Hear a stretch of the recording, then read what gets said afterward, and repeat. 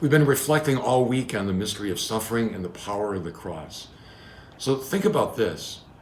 On Good Friday, during Holy Week, millions of Christians gather around the world, and Catholics particularly venerate the cross, come forward in streams, just as we do for communion.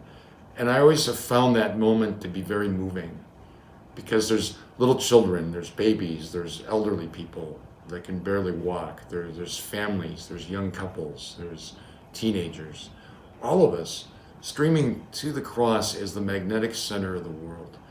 Some people bow to the cross, some people kneel down and kiss it, others embrace it. Often there's tears.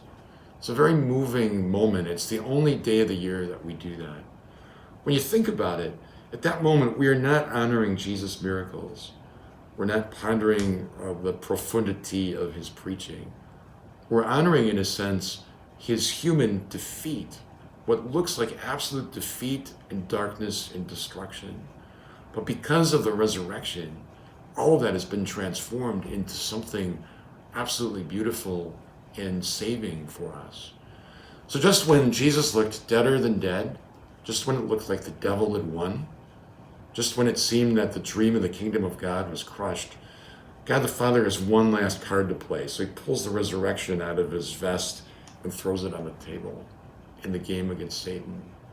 And Satan is definitively defeated forever. So when we suffer in love, when we embrace the cross in our life, when we say yes to that mystery that is beyond comprehension, the Lord powerfully works in us and brings about a grace, a joy, a peace that perhaps we can't even understand or articulate ourselves, but it's palpable. We feel it and we know it to be true.